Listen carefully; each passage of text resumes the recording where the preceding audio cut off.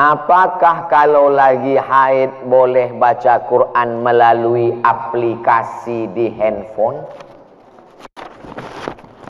Orang yang sedang menstruasi, maaf, beribu maaf, tak boleh megang Quran, tak boleh bawa Quran, tak boleh baca Quran, tak boleh masuk masjid, tak boleh sholat, tak boleh tawaf, tak boleh puasa. 7 menurut fikih Islam wa adillatuh Syekh Wahbah Zuhaili. Tak boleh megang Quran, tak boleh bawa Quran, tak boleh baca Quran, tak boleh masuk masjid, tak boleh sholat, tak boleh tawaf, tak boleh puasa. Itu mazhab yang saya pakai. Lalu Pak Ustadz, kalau baca Quran melalui aplikasi, membaca Quran bagi perempuan yang haid boleh dengan dua catatan pengecualian. Pertama, dia hafal Quran. Orang hafal Quran paling tidak mengulangi hafalannya 1 hari 2 juz. Kalau tak diulangi 2 juz hilang. Maka ibu yang punya anak hafal Quran, berarti 1 hari 2 juz mengalir pahala untuk ibu, baik hidup maupun mati.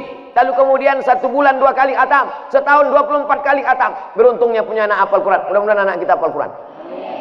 Hafal Quran anak gadis kita, dia mengulang 1 hari 2 juz, dia boleh mengulang an zahri qalbin, dalam hati. Maka nanti kalau ibu nampak ada anak ibu diam aja, itu dia sedang ngulang hafalan. Kalau dia hafal Quran. Kalau tak hafal, tak tahulah tak hafal dia. Yang kedua, guru boleh membaca walaupun sedang haid, tapi ayatnya potong-potong. Guru tahfiz di pesantren. Anak-anak baca ya, innallaha la yastahi ayyab riba, potong-potong, dibacanya pangkal. Silakan baca innallaha la yastahi ayyab masalam ba'udatan fa'am. Tak boleh dia baca normal macam orang yang sedang dalam keadaan suci, karena Quran itu suci sedangkan dia dalam keadaan haid, dalam keadaan kotor secara spiritual, bukan secara zohir. Karena perempuan itu tetap bersih tapi tidak suci. Bersih tubuh, sama macam maaf orang junub, badannya bersih tapi tidak suci menurut pandangan hakikat. Ini yang paling penting dipahami.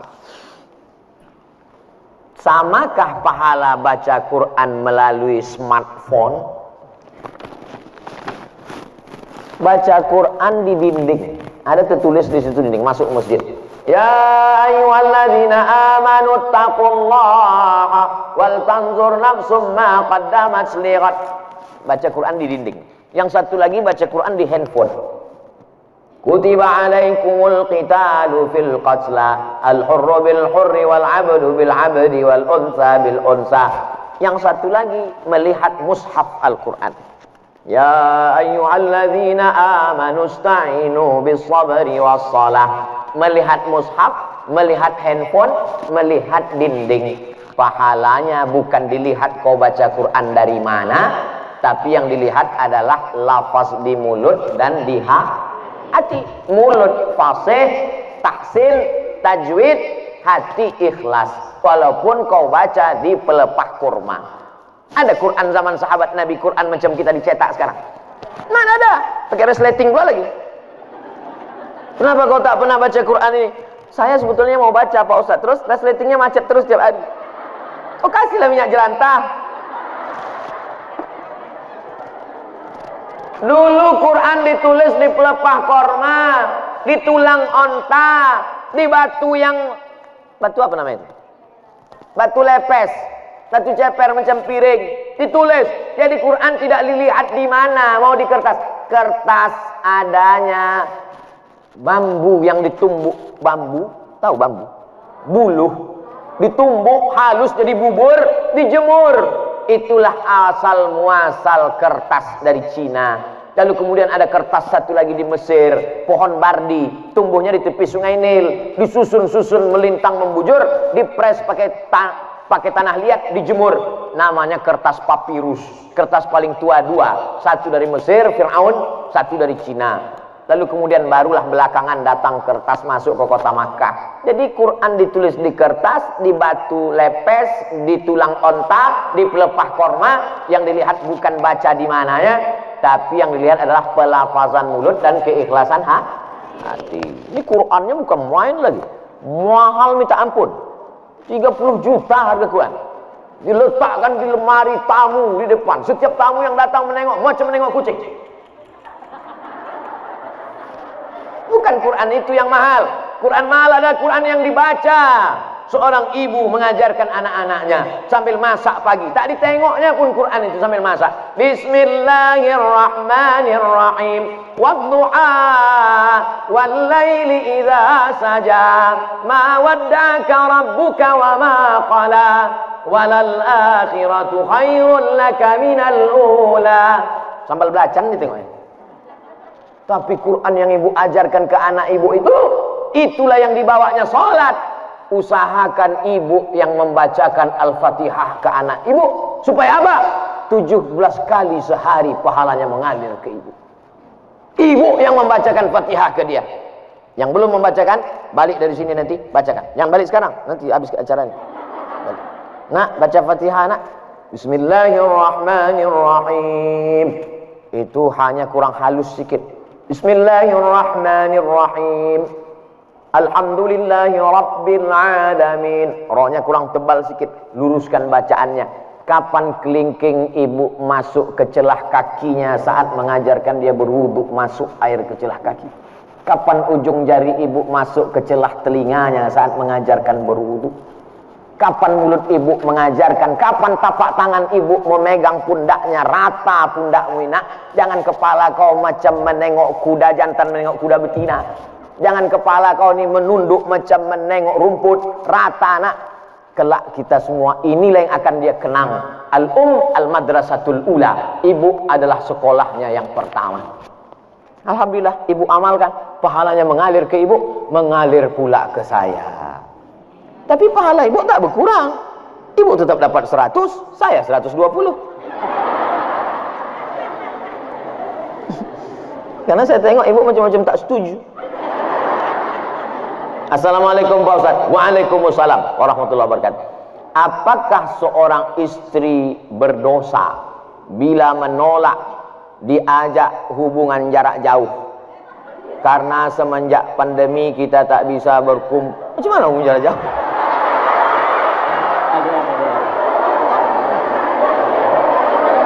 LDR. Apa arti LDR? Long distance relationship. Wah, macam ABG pula Ustaz.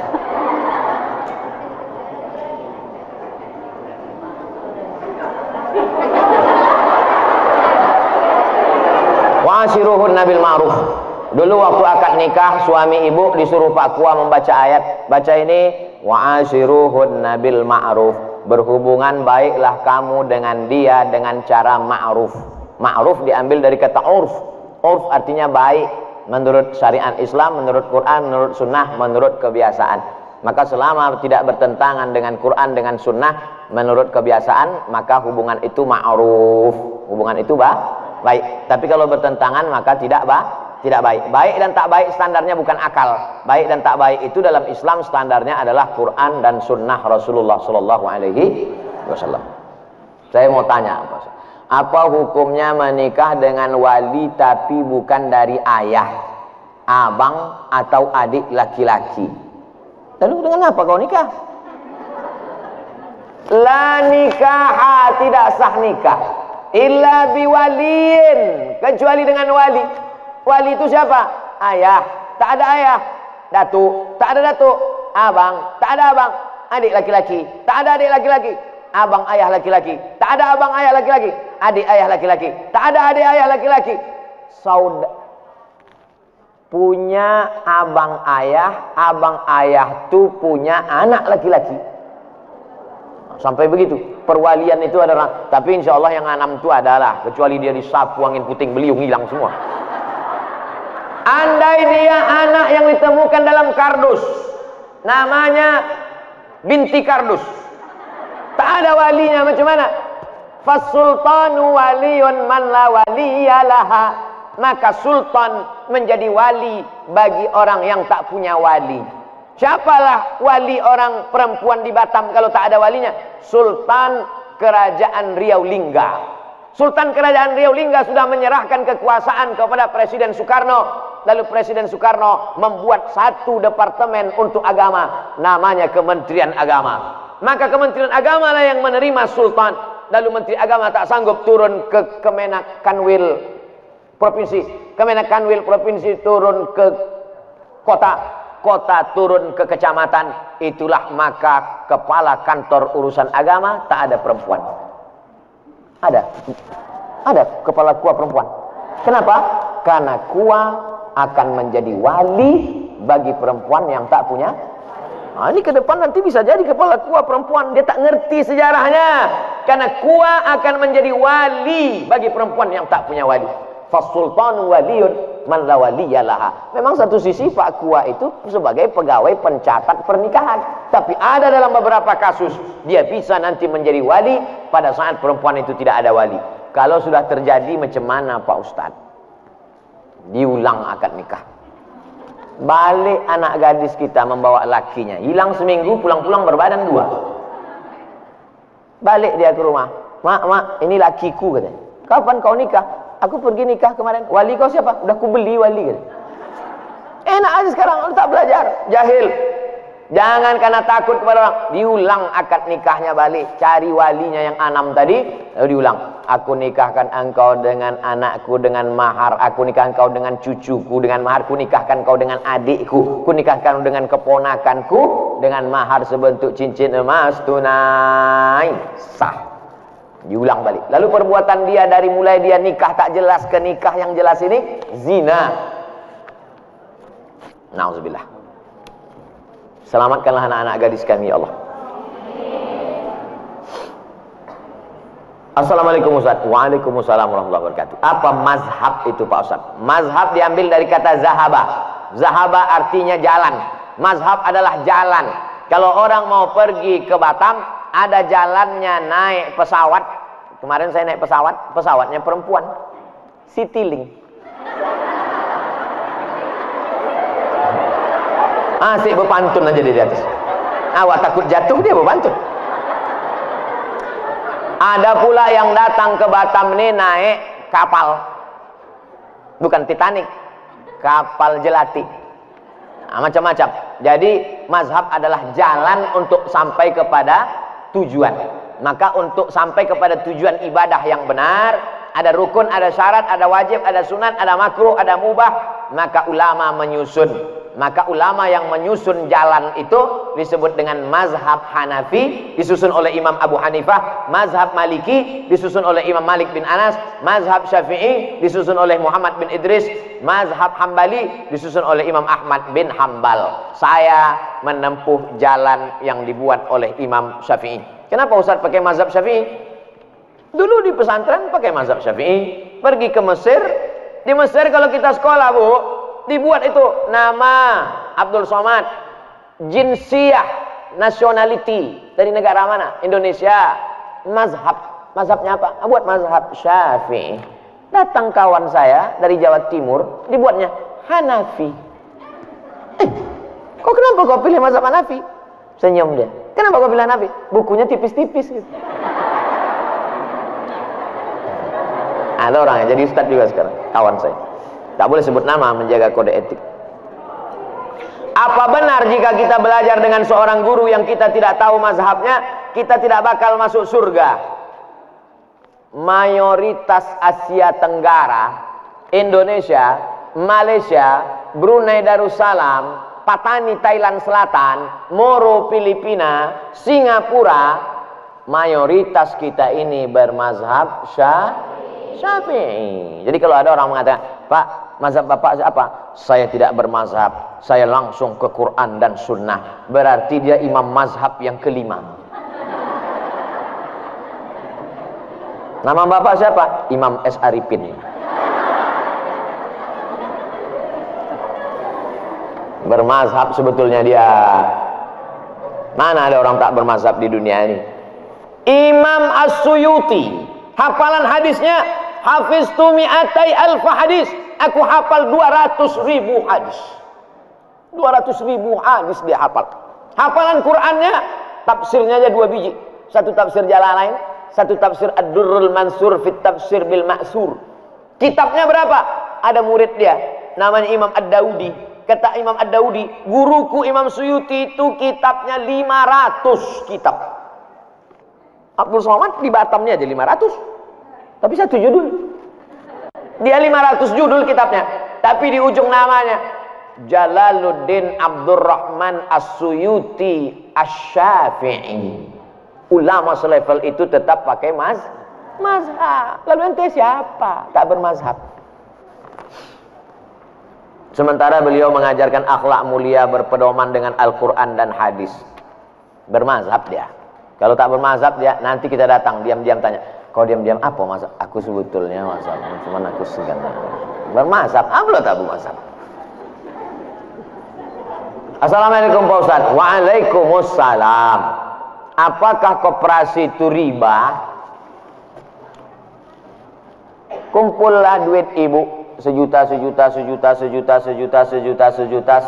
orang berarti 100 juta. Terkumpullah duit 100 juta. Lalu kemudian ditanya kepada masyarakat, siapa yang mau bisnis silakan minjam uang kemari. Akhirnya minjam uang lah orang ramai-ramai. Minjam 10 juta bayar 12, minjam 100 bayar 120, minjam 20 bayar 24. Bunganya selama setahun dikumpul dibagi kepada seluruh bunga dari simpanan wajib, maka transaksinya semuanya adalah uang dengan uang riba. Pinjam uang, bayar uang, kembali uang, riba. La ta'kulur riba ad'afan mudha'afah. Lalu bagaimana dengan BMT Pak Ustadz? Baitul Mal wat Tamwil. Ibu masih konsen? Yang tak konsen gerakkan kepala ke kanan, ke kiri, ke atas, ke bawah, bukakan mulut. Ini koperasi. Ini Baitul Mal. Udah jelas? Koperasi Baitul Mal. Koperasi Baitul Mal. Datanglah saya ke koperasi. Assalamualaikum koperasi. Selamat siang. Koperasi. Bisa aku minjam duit koperasi? Berapa Pak? 200 juta mau beli mobil. Bisa? Bayarnya nanti 250. Berarti akadnya uang dengan uang. Uang dengan uang riba. Dah selesai. Ini koperasi. Sekarang datang saya ke Baitul Mal wat Tamwil yang syariah, koperasi syariah. Assalamualaikum syariah. Waalaikumsalam.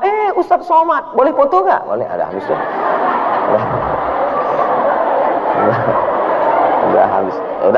Udah habis basa-basi cerita. Apa tujuan nih Pak Ustaz? Apa tujuan Pak Ustaz? Saya mau beli mobil. Berapa harganya Pak Ustaz? 200 juta. Bisa tak minjam duit? Mohon maaf Pak Ustaz, minjam duit tak bisa. Walaupun kita udah foto, tak bisa. Jadi macam mana? Datanglah Baitul Mal wal Tamwil. Di mana mobilnya Pak Ustaz? Mobilnya ada di dekat Masjid Agung. Pergilah orang BMT ini membeli mobil itu. Dibelinya lah mobil itu secara cash. Setelah dibelinya mobil itu secara cash, dijualnya kepada saya secara cicil. Maka akad saya dengan BMT uang dengan mobil. Uang dengan uang riba. Uang dengan barang. Bisa buka handphonenya semua? Silakan buka. Setelah buka handphone, buka Google. Sudah? Setelah buka Google, tulis di situ SOMADMOROCCO. Sudah? Saya ulang sekali lagi. Sudah buka Google? SOMADMOROCCO.